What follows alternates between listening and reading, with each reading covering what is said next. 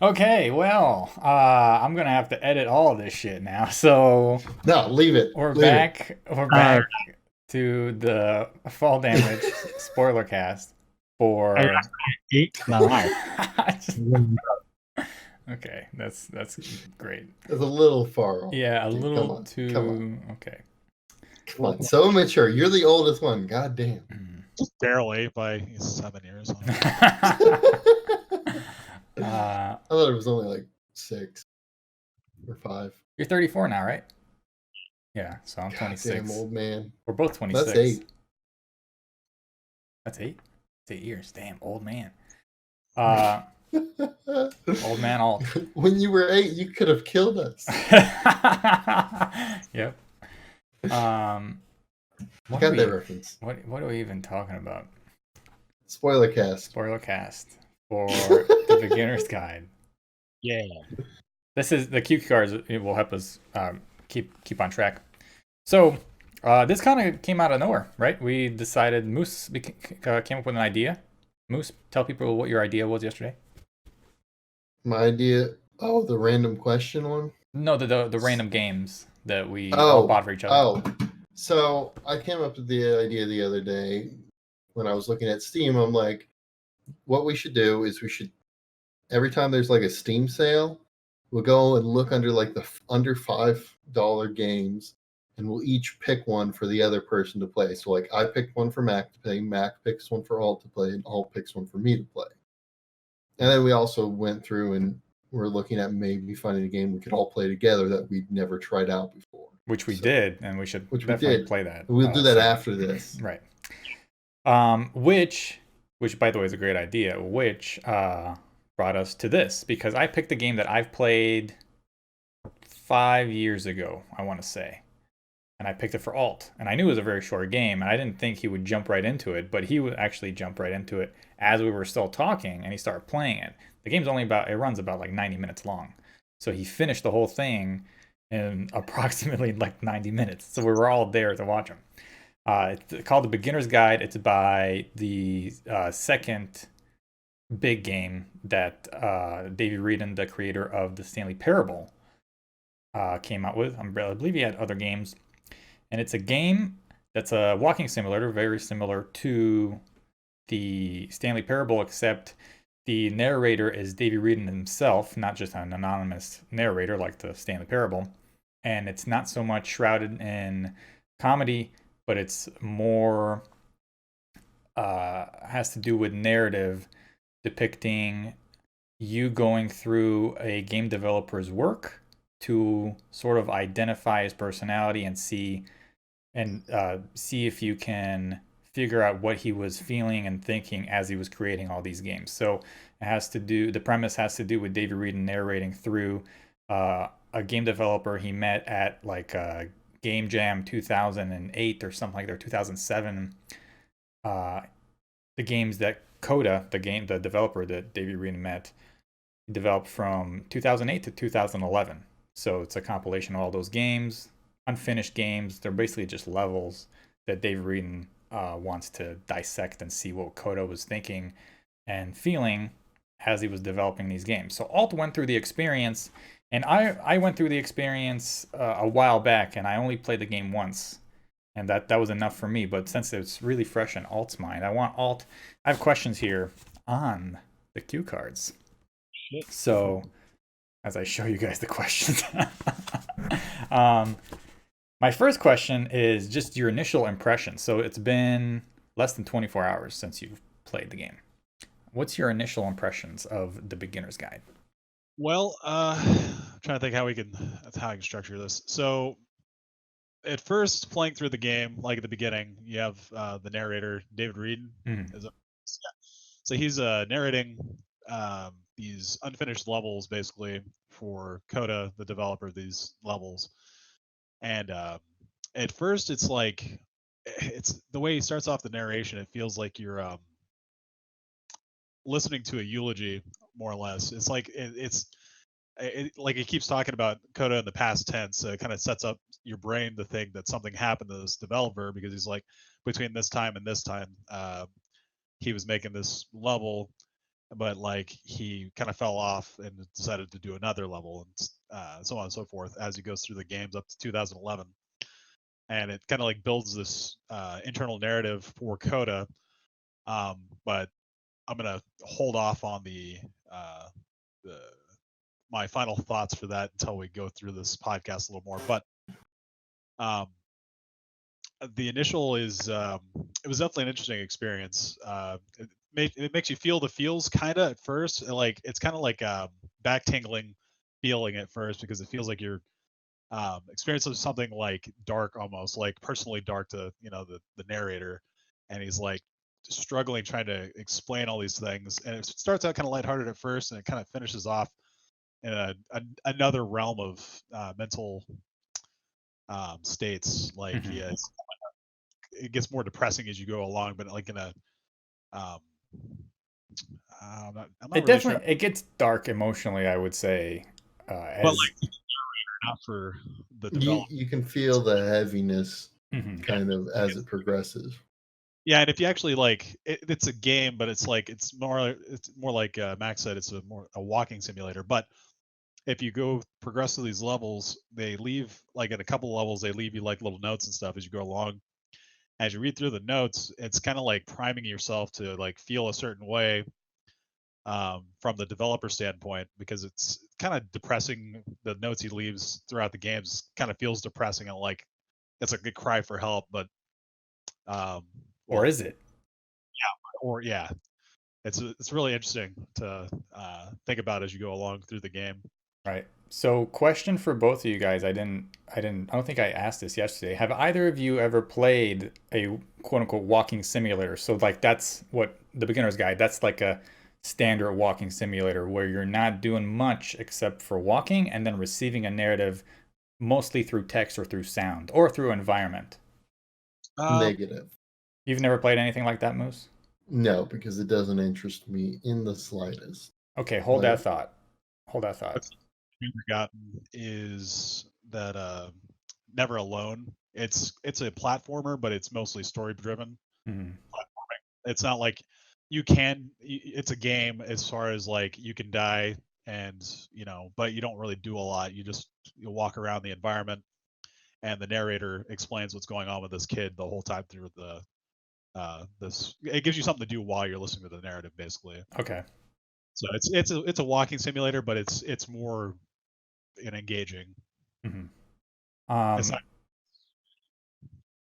uh, non-task driven as like the Stanley Parable or this game. mhm. Moose, you yes. said you weren't interested in those games. Do you still feel the same after watching Alt play a little bit of a game like this, or do you have any sort of inclination if you see like another game or like a trailer for a game that's showing something like this? Not even a little bit. No? Like, I'm perfectly content to watch him play it, and I find it interesting watching other people play it. But playing it myself seems like it would be the boringest thing in the world. And honestly, if it wasn't for this kind of setting, I don't think I would have gone past like 15 minutes, honestly. Hmm. That's Because interesting. it doesn't give me enough like stimulation, I guess you could say, to want to continue playing it. It's not I don't It's not I guess gamey you could enough say I for don't you? I not so much that it's not gamey enough, it's just I don't see the point of it, I guess you could say. Like, after watching all the way through, I understand the point and it makes sense to me, but I still don't care for it You wouldn't because have it's not invested the the initial time to get to that it, point. I would not have because it doesn't appeal to me as a medium. Um, yeah, it Not doesn't not not appeal your to me at thing. all. Not my thing. No. Alt. So I wouldn't go. This I'm kind of the same way as Moose, but I enjoyed the experience. I wouldn't like if another game like this came out.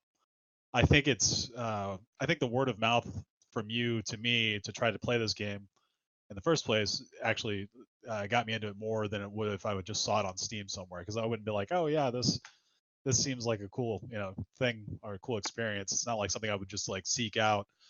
Um, but from after playing it and then having you suggested to me in the first place, it actually kind of drives the narrative more, because the whole point of the game is to have the narrator show the game to other people so you can experience how, like it's kind of like it's circular, like it comes back. Mhm. Like you played the game, you're like, oh yeah, I need to show this to somebody else, and that's kind of the whole point of the game in the first place.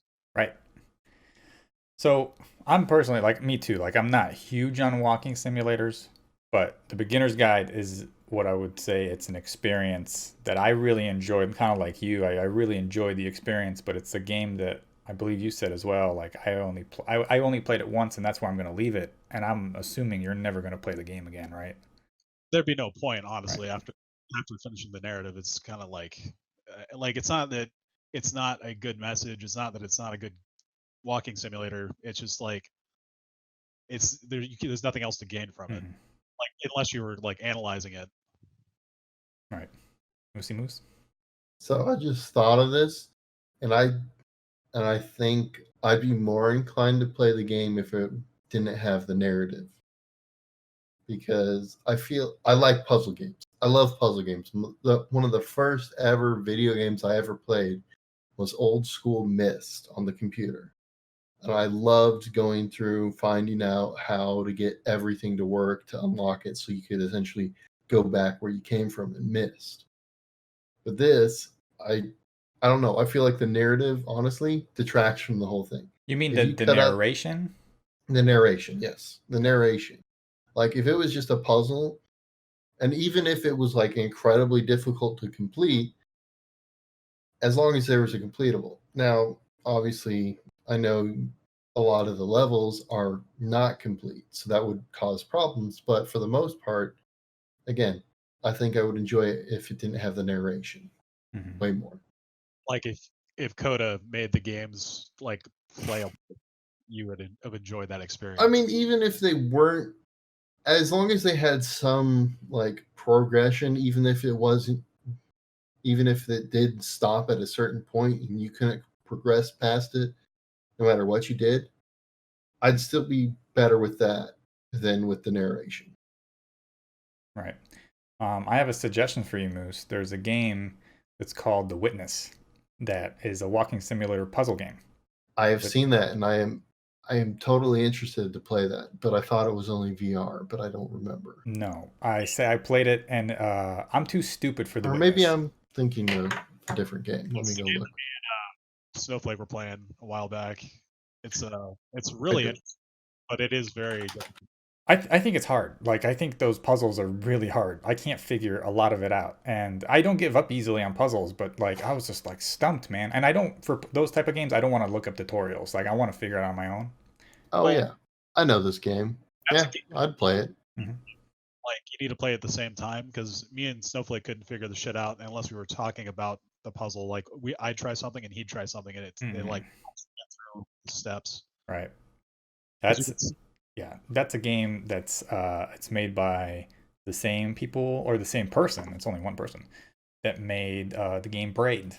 So It's in a pack together on Steam right now.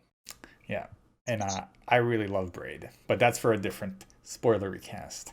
I'm Okay, so gonna pick that up then. 'Cause uh, I love puzzle games. That's yeah, puzzle games are sick.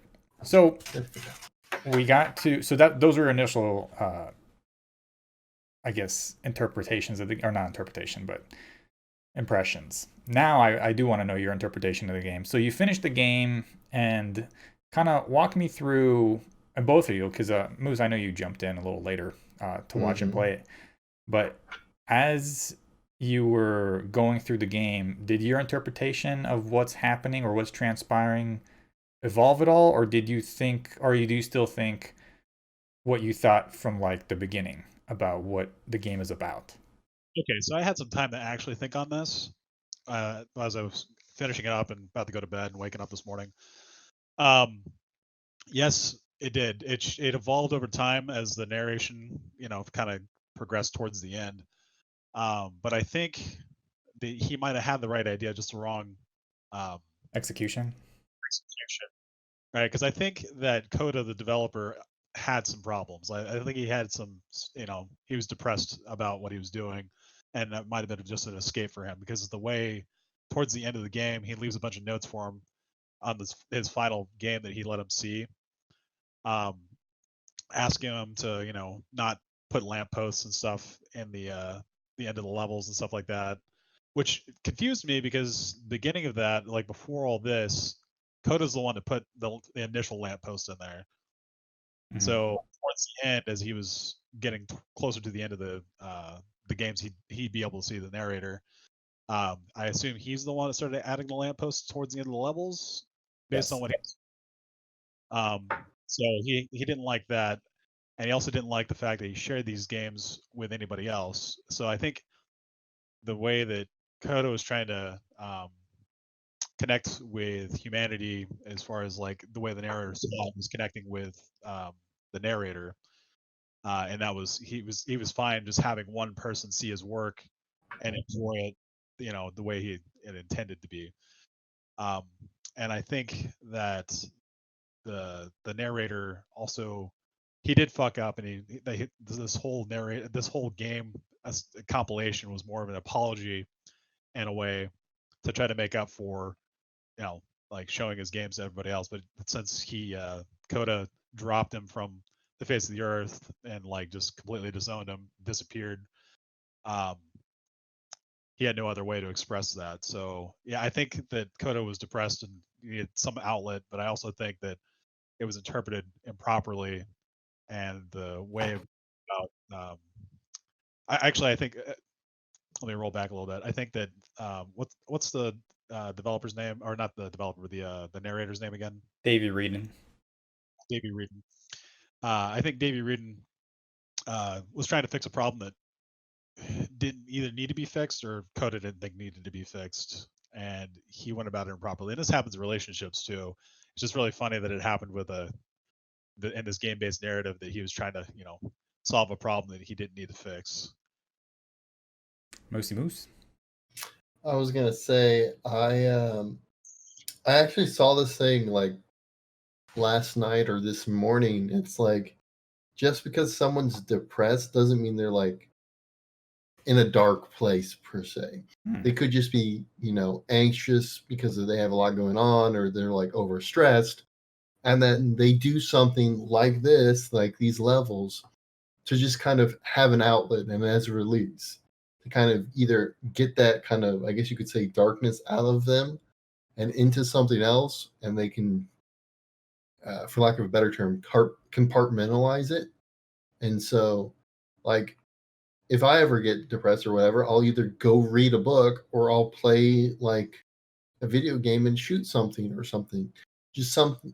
Everybody has different ways of coping, and yes, those, they may be like kind of dark and like seem really dreary to like someone who's like, You're referring I guess, exactly to the normal. prison levels, right?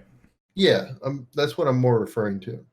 It's like, because like the person, okay, they're making prison levels, but maybe that's the outlet that works best for them to get it out, to kind of refresh themselves. Like, you or I wouldn't necessarily read the same things or write the same things, because like, you can just go look at any developer and just look at the different types of games that they've done.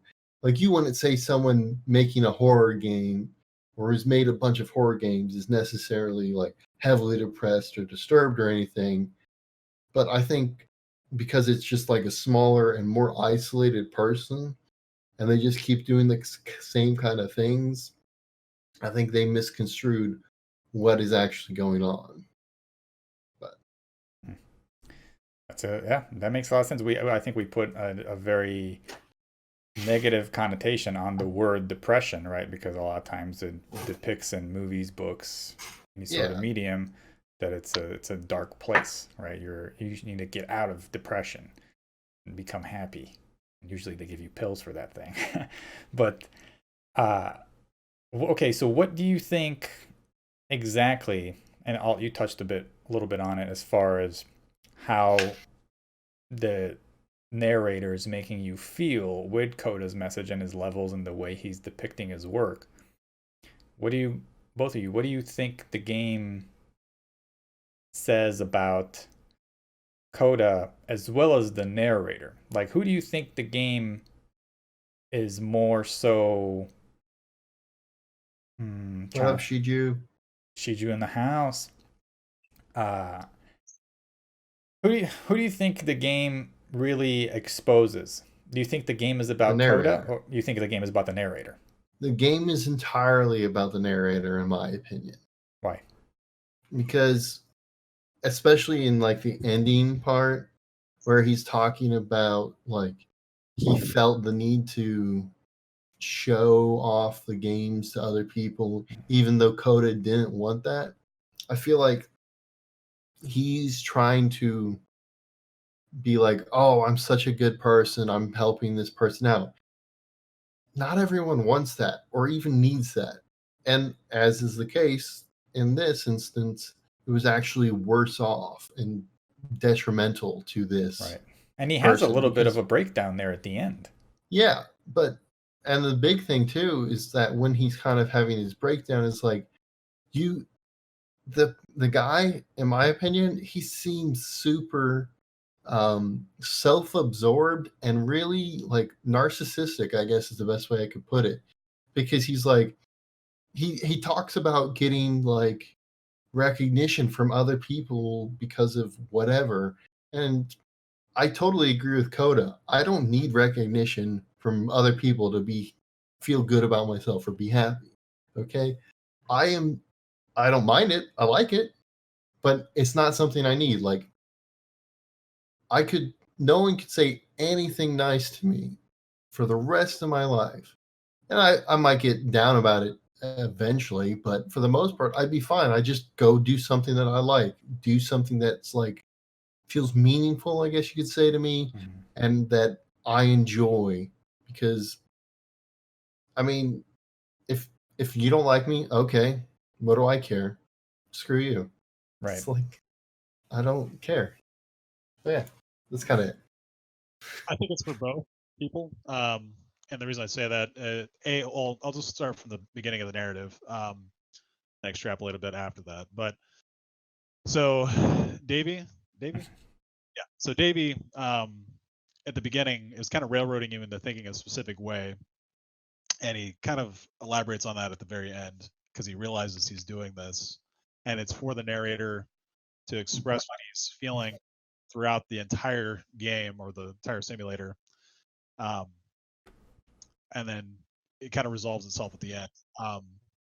So getting the game, Davy's kind of breaking down how these levels work. He's making you feel a certain way by telling you what he thinks about the games or what he thinks about the levels and what his interpretation of them are. And Perceived bias.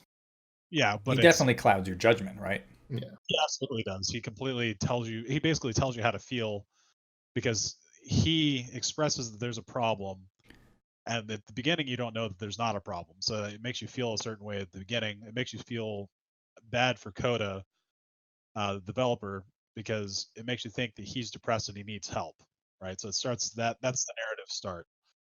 So at the beginning of the game, that's where your mind's at. It's already primed to think that okay, this Coda person had some issues mentally, or had some emotional issues that he needed to deal with, but he didn't have an outlet, right? So you're already primed to think that. So as you're going through the narrative, and Davy's explaining this throughout the game, you already know that you know that Coda's having an issue, and as you go through the games, you can kind of understand that through the game. Like you go through, I think it's second or third level. There's a bunch of text boxes on the ground that you can talk to, and Mhm. it tells Coda's thoughts, and I'll extrapolate that at the end. But basically, Coda's expressing himself through his games to himself. It's like writing like a journal, basically, more or less, is what I gather how that worked for Coda. But you don't know that at the beginning. You just see these games that Davy's explaining, or these levels, and he's like, yeah, he's he just needed to express himself. He needed to get out there and show people his games. And so you get further into the narrative, and Davy's like, and they just keep getting darker, and he keeps explaining how much darker these games are getting, and he doesn't think that Coda's going in the right direction, and he feels like he thinks he's getting more depressed. And like, I can understand his concern from Davy's perspective if he really knows this person, and he's friends with this guy, so he's like, I just want to help this guy, but he's doing it for the wrong reasons, and he explains that further in the game. And the game itself, I think, is the apology to Coda, and is the only way he knows how. And he's having issues with this, dealing with this, but he's also being very selfish about it. First of all, by releasing the game, but also he's being selfish because he doesn't like truly understand the feelings of this guy. He's not really listening to what he's got to say at all. He's just trying to help him because he thinks he needs help. He's not trying to help him because he has been asked to help or whatever. Right. And so he's just trying to share his experience when he's making these games. And Davy's like, "Oh, you need help. Obviously this is something that's a cry for help or whatever from you." And then Coda's like, "No, this is not at all what I was going for." But yeah. Anyway, I'm starting the ramble because Yeah. You're trying to say stuff, but without getting too far ahead of yourself, which is, I understand. But I was going to say is the big problem he had is he didn't even ask. He just formulates his opinions based on what he's seen, what he thinks is there, and he doesn't even bother to just ask, which is a big problem. And he should have done that. It would have probably prevented this whole situation if he had just asked or said, "Hey, what's going on?" Oh, I think the problem was too is he didn't share his feelings with Coda at all. He didn't be like, "Hey man, do you need help with something? Like, is there a problem?" Exactly. That conversation never happened, obviously. You can walk into the frame. It's not gonna. Yeah, She'd you get in here? When you were, just a question, when you were answering those old text bubbles, when you were walking over them and you saw like the text bubbles, and then you actually had the option to interact with, whenever they had like the people with like the TV head and then just said like a word. When you were interacting with that, were you choosing the options based on how you would answer the question or how you find Coda would answer the question? I was answering them based on what I thought Coda was really trying to say. Okay. Because the experience was different if I did it another way. Because the other ones just seem silly. It's like, yeah, 2 wrong answers and 1 right answer the whole time. So I was just going for whatever I thought was the right answer. Right. Did you have a specific level you found interesting or memorable? I think the level where he's explaining to you. Okay, so there's a scene where you're sitting in a classroom and there's an instructor and then there's the person that's sitting in the crowd, and you swap positions at some point where he's like programming. The classroom. Like this one, when you switch scenes, you can see the background is turned into like a black hole. Yeah, the one in the lecture hall.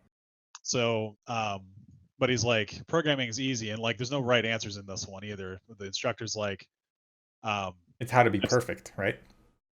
The perfect, at whatever. There's like, you can be the most perfect person, whatever. You can be the best programmer, but there's like one truly right answer, which is the highlighted one. There's 2 dark, blanked out ones where you can still select them, but it's not. It's more what Coda's thinking rather than what instructor's trying to say. But when you go from the crowd to the instructor, that's when you look up in the background. You hear a bunch of screaming and yelling, and it's like, I don't know. It sounds like internalized pain. Based on, at this point of the game, you've like been primed to think that Coda's like in a really dark place. So when you turn around at the scene and this is all going on, you're like, wow, this guy's really fucked up. But obviously that changes as you progress throughout the course of the game. Would you say that was your favorite game? Yeah, I think that was my favorite. Well, I don't know. I think the where you have to go in front of in the stage area was kind of nice, kind of cool too, where you go in there and then like you have to escape the crowd and you keep progressing backwards into the scene, and these gates keep coming down and blocking your path to go backwards, Yep. so you can't towards the stage anymore. I like that one too. Right. I will say I did find the one game where you have to help the person clean. I found that to be actually kind of therapeutic. So just like Actually, and I I like love like visceral cleanup crew. Oh, the game's fantastic. yeah, it was Just making everything clean. Ooh. and the fact that like So you're having a conversation with this, whatever entity of some sort, while it's just like, it's trying to like express their feelings, but then they're like, oh, never mind, go clean the pillows. They're bothering me. They're what? I like the question in that too. Is like when he's asking him, "Can I tell you a cheesy thought?" I responded with, "Make it extra cheesy." No. Yeah. Yeah. So there are a bunch of games like that, and then the sequence right after that is that you're going into this just really quiet like field with just the telephone booth and the lamppost, and then like the contrasting environments are really cool. I really like stuff like that where it changes completely, right? It goes from like this soft music to very lighthearted to just a lamppost in the middle of nowhere with a telephone booth. It's it's just it's an environment that's you don't see that a lot in video games. So I like that stuff. I like that internal narrative he was having in the phone booth too. That was a really interesting and weird kind of feeling to have. Yeah, It's I like, think that was the turning point where you start seeing the emotional baggage start really creeping through. absolutely. What else did I have on here? Okay, so I have a question for both of you. After finishing the game, or I guess Alt finishing the game and Moose watching him finish the game, do you think that Coda is a real person? I can't. I don't even know if fucking Davey thinks he's a real person at this point. Like, like it's like he's apologizing to himself basically at the end there. But like, I don't know. Like, based on the narrative, I would say he's a real person, but based on my knowledge of the game past that, I have no fucking clue, honestly. Moosey I Moose? mean, There's a theory here that I'm not seeing probably. from what I've seen, it makes sense that it would be a real person, but again, there's nothing that it's like Schrodinger's cat. You can't really tell if it's alive or dead until you actually see it, kind of deal. So Based on your question, I have a thought though. If we're gonna just go down the that rabbit hole. if it's not a real person, then Davy and Coda, if they are the same person, he's basically like, say these are the games he was making to start before he made the Stanley Parable or whatever. Because I'm not sure what the timeline of that was. I think the Stanley Parable came out way after this, right? It came out before. Before? Okay. So maybe these were games or just level designs he had beforehand or whatever, and he's like apologizing to himself for being such a shitty person to himself, so he's having like an internal conflict. But I don't know. Schizophrenia. I don't think it'd be that far, but I think he might be like a pen name for his depression or something. Gotcha. What do you think, Moose? You think they're the same person? Or do you No, think they're different people? I don't think they'd have to, in my mind, they'd have to be different people, but I really don't know because I don't know, it just seems really weird to me. Okay. So I will say this. The game, it doesn't have, to this day, I believe, it doesn't have a true resolute answer. All we do know is that the game is a work of fiction. So, meaning those levels, they're not they weren't made by somebody named Coda, because Okay. that's illegal, right? That's you're using somebody else's work and profiting off of it. It was a game, right? So and you bought the game. So technically you can't do that, and Steam wouldn't allow that. So the game has been or I guess David Reedon has said in a podcast, he said the game is a work of fiction. So it brought a lot of theories from the one like you just mentioned. Is it the same person? Is this his alter ego basically having a conversation with himself? Or has he characterized a part of himself before he became so famous because the Stanley Parable, not the initial release, but the re-release, I mean, it was so huge, right? And Yeah. then and he's done works before the Stanley Parable that didn't get so much acclaim as a Stanley Parable. And the beginner's guide is almost, a lot of people theorize it's a letter to himself because how he held up with the acclaim, and all of a sudden he got this almost self-validation, right? That everybody was telling him, wow, you're such a great developer because the Stanley Parable was such a hit. So almost in a way to expose self-indulgence, and in the meanwhile it could be looked at as a therapeutical session to just become more so grounded with who he is he made the beginner's guide in a letter to himself with no real answer, if that makes somewhat sense. That's only one of the theories out there. There's still no real answer because he hasn't given one, but he has been open to interpretation because that's what he wanted the game to be. And the game is meant to be an experience for people to think about things like what we're talking about right now. So, after hearing that, what do you think about how the game is, like, what the message that the game really sends, as far as he's just leaving you with this ending of you don't really know like who's who or what is what? Like, how do you feel about that?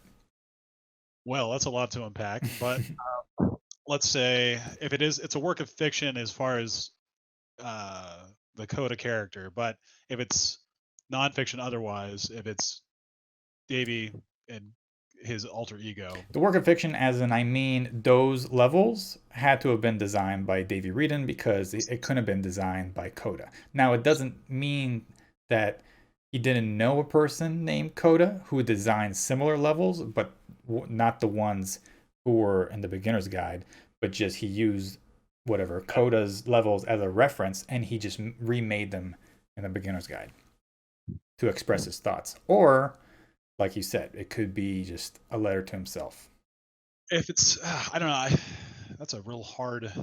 I mean, I could come up with theories all day about that, but like, I like to think that it's a letter to himself if that's the case, because it Mhm. makes more sense um, from that perspective at least. And if they did know a Coda character, if he knew somebody named Coda that made these levels and showed him something like this, and then he lost a friend, that gives a complete different context. Like either he's apologized to a person that he hurt like in his life somewhere, because Source has been out for fucking ever. Mm-hmm.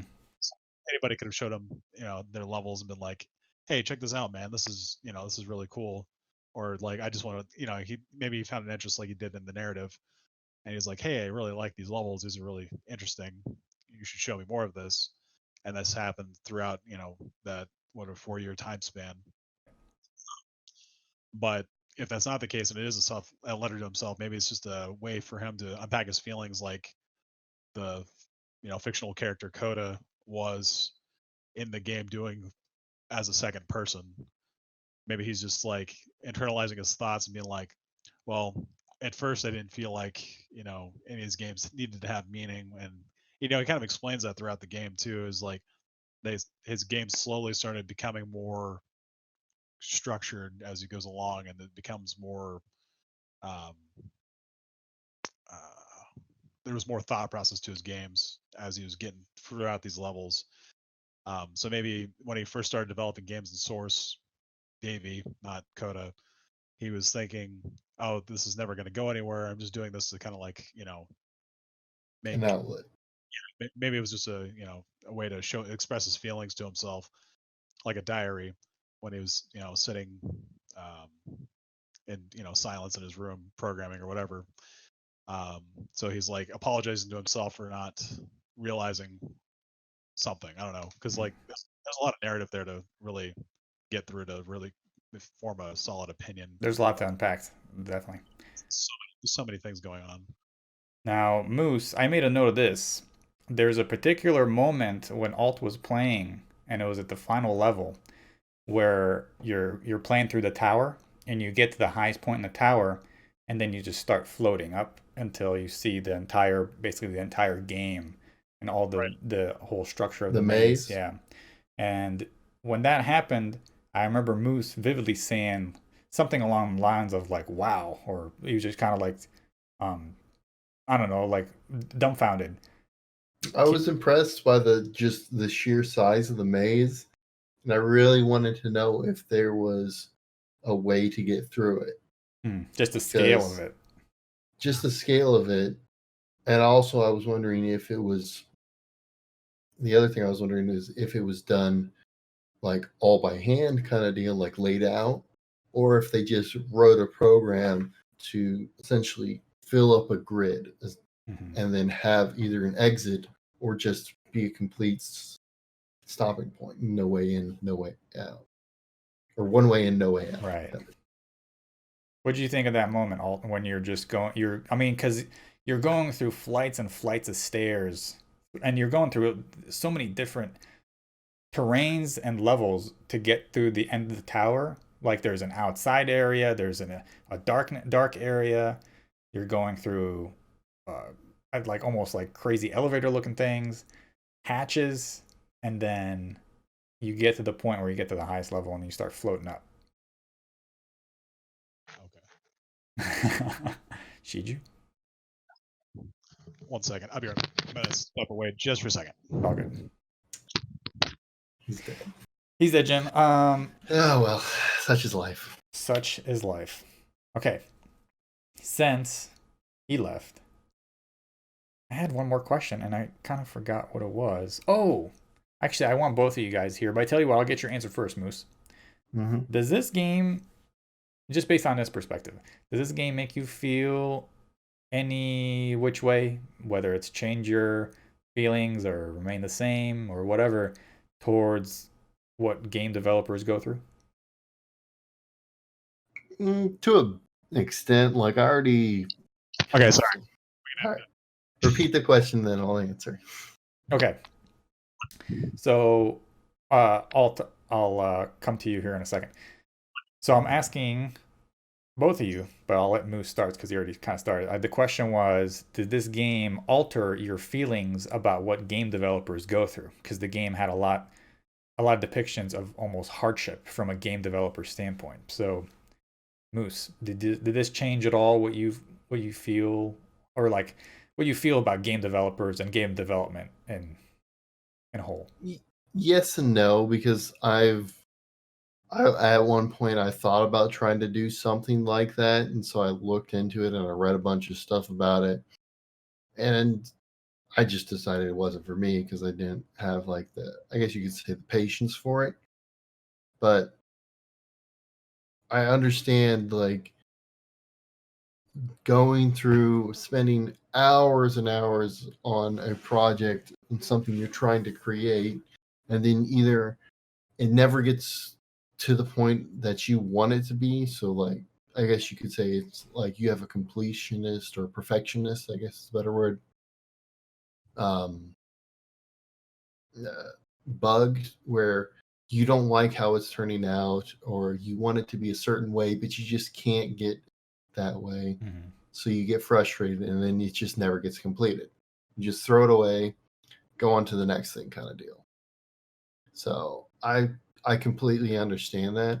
And at the same time, it just, you can't really, I guess you could say, try and figure out what someone's trying to do with like a video game unless you specifically ask them what it's about, what they're trying to get across with it. So I feel like that I've kind of realized more is like it's like a lot of music. Like, you know the song In the Air Tonight by Phil Collins. Mm-hmm. Okay? There's a huge rumor that everyone seems to believe that that song is about him essentially watching someone drown in like a pool or something, and that there's someone nearby that could have saved them. When that's not even close to what it's about. What it's about is him being mad over his recent divorce with his ex-wife, or his wife, his now ex, whatever. But essentially, it's just something that I think is very close parallel where the narrator is saying that it's this thing and that's how he's interpreting it. But in actuality, if you ask the person, like you ask Phil Collins, what is this song actually about? He's like, hey, this is completely off track, not even close to what it's about. This is actually about me being pissed off because my wife left or we got divorced, whatever. So you just got to realize that if you're not sure about something in something like that, just ask the person who made it. Don't try and self-impose your ideas or what you think it's about onto it and then spread that misconception, because it'll get a life of its own and it'll take a lot to get the truth out. So basically, what you're saying is to not take this one particular instant and kind of like paint it with a wide brush for game development. Exactly. Okay. One, that nothing is going to be exactly identical. You have to look at it every which way. Right. Like, yeah. Altilla. It didn't change my thought process on how game development works, but I can parallel the thought process about how I do stuff in my own life. Because like if we're just going by the narrative standpoint, he sets up a thing where he's like trying to do something, but he thinks he needs to be perfect while doing it. Like he keeps building this stuff, and he's like, it's like he's not good enough the whole time as he's talking about this. He's like, well, you could be. It goes back to that scene where you're sitting in the classroom or the lecture hall, and he's like kind of like going through this struggle internally about how he's not good enough. He's not perfect enough, and it's easy for everybody else, but not easy for me. You could do anything because it's so easy. Like the whole development process is super easy. And I think he's trying to paint a picture with that, but I think I can parallel that because a lot of the stuff I used to do, and I never thought that anything was easy. I know that creation's not an easy task, so I've never really thought that I or that everybody else wasn't doing the work or going through the steps of doing the work to try to make something, game development or otherwise, whatever the hell the task is. But I can parallel the thought process of like not being good enough. I've gotten over that since I joined the military a while back, because it kind of like builds you up to feel not like that way. You're like, my thought process now is if I give it a shot, I think I could probably do most things. But like the narrative doesn't really paint that picture for you at first. It's like you need to be perfect. And I thought, oh man, all this stuff is so hard to looking at it that I don't think I could ever complete this task. And I think the developer, the way it was narrated, felt the same way. Is like, I'm not good enough for this. I can't do this. And it just keeps like slamming that in your head, like, oh well, everybody else is doing a really good job. They can build games and it's just super easy. But yeah, it didn't really change my thought process on how development or creation works in general. I just think that I kind of understand where he was coming from when he was narrating that part of the story. Mm-hmm.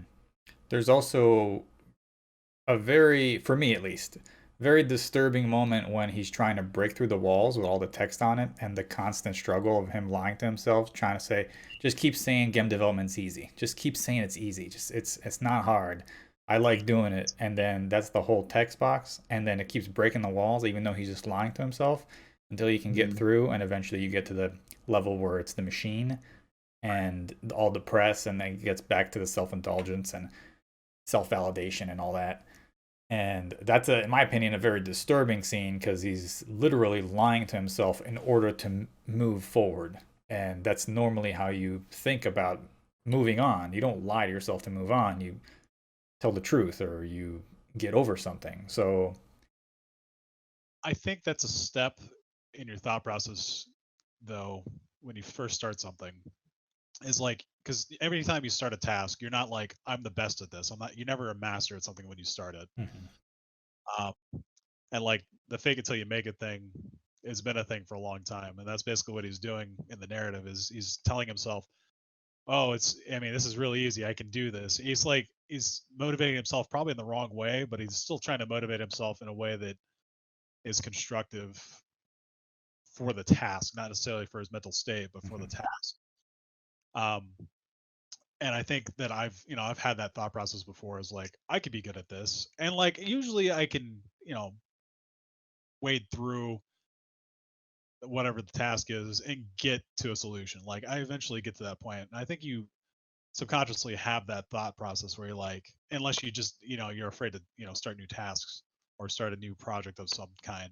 I think your brain automatically goes to the point where, yeah, sure, I could probably do that, but there's no way you could know that. Right. And him developing these levels, I think he was trying to tell himself, "Oh yeah, this is easy. I can do this," but like in a darker way, like in Yeah. a dark place. I think I don't know. It's not positively constructive, but it is constructive. I think. Mhm. Alrighty. Well, one last thing because I didn't get to ask you. What did you think about the final sequence of the game where you're going through the tower Um, and then you eventually float up and you see the whole landscape of the maze? I think the thing that I dislike about this game, based on that, is that I can't play these games each level individually. I Mhm. can't go and unlock it's like the developer or the narrator You can't did. just explore the whole thing. Right. I really wanted to try to explore the each level individually, like the narrator, supposedly did throughout, this entire narration. Because I think it would have been fun to do that and complete it without him railroading me into doing a certain task. Especially at the end there, when you see that ridiculously long maze, I'm like, I think my first thought was, wow, that's a really big fucking maze, and my eyes were drawn to see if there was a path to get through it somehow. But like, you can't look at it for the entirety of Mhm. the outro. The And then range it of only gets distance bigger eventually. too. It's ridiculous. But yeah, I think my final thought process is I want to go through the maze, but the way the narration's set up at the end there is like the whole point of the narrative is like these games don't need to be completed. Like they Mhm. don't have a purpose. They don't have to have a start and a finish. So like there was conflicting thoughts in my mind going, well, it'd be really cool to play that, but that wasn't the point. Right. But it just seemed like a lot of work to get through to do nothing. Yeah. Alrighty. Last thing. How would you personify the experience of playing the beginner's guide? Did you,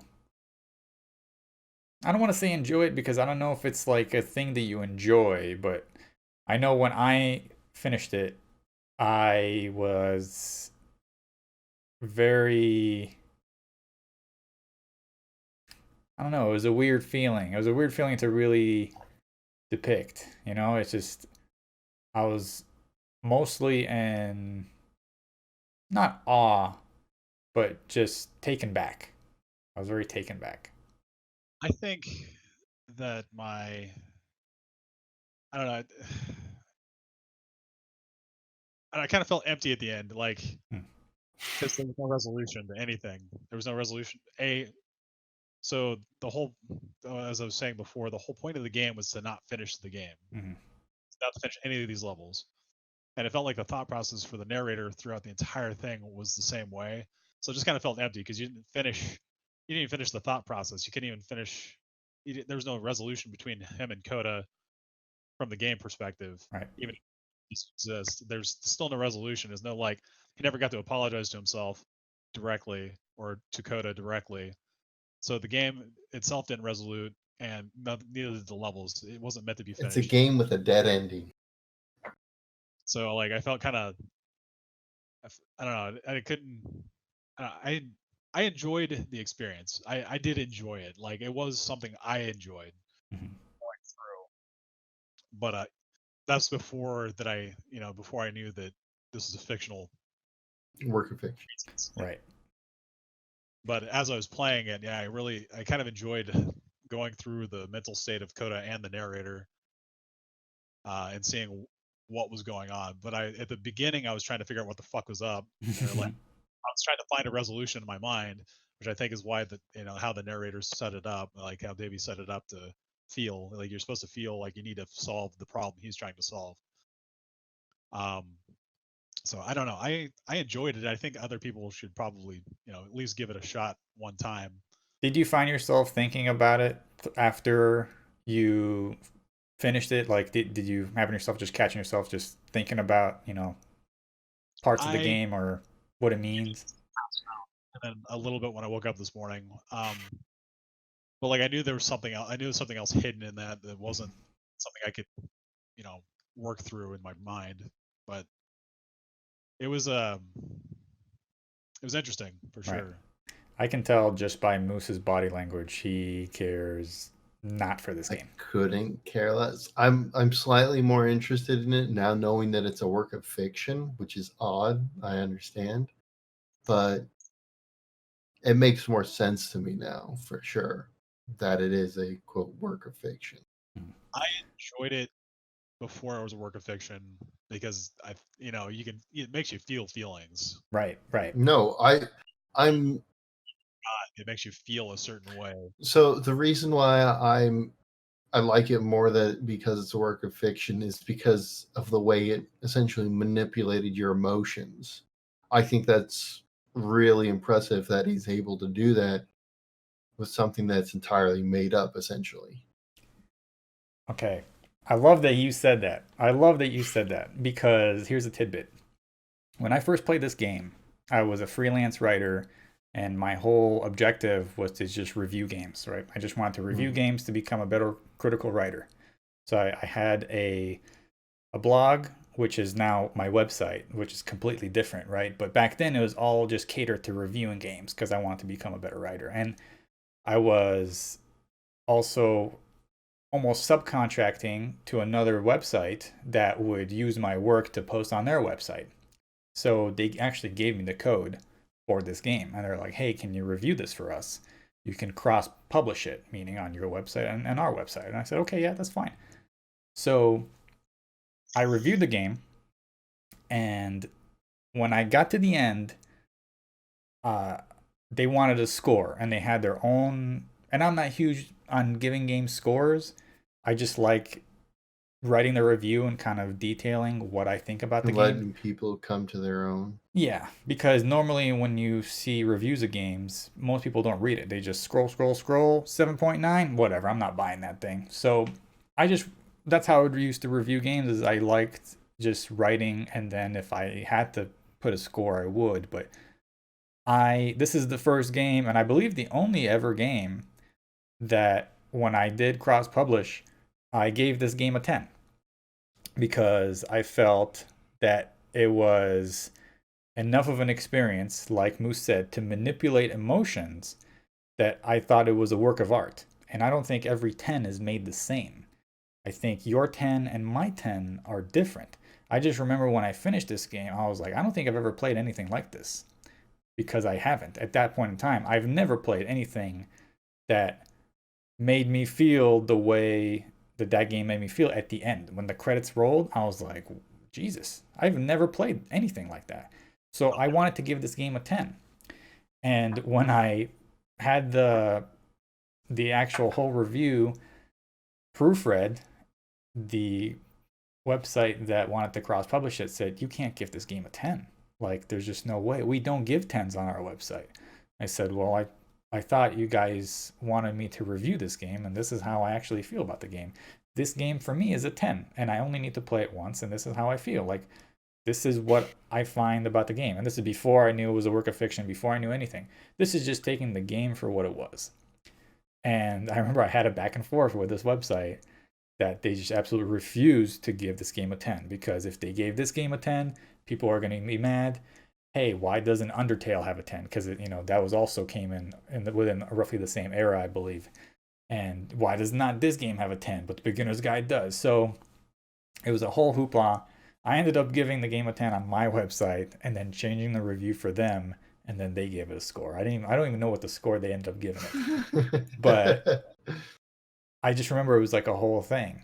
So that's a little tidbit about that game. That's why I like seeing how other people react to it, because like for Moose, that game's not a 10, not even close. But I like the fact that it's not. Like I like the fact that it could be so different than of an experience, because I don't even know if I want to call it a game, but as an experience, like Moose didn't connect to it any like not even close to how I did. You're a little closer, Alt, but still I don't think you're as close as I was when I initially played it. But I just find that the experience of the game is very interesting when you see it through different people. I would give it a 10. I think I would have been closer to giving it a 10 if I knew it was a non-fictional narrative.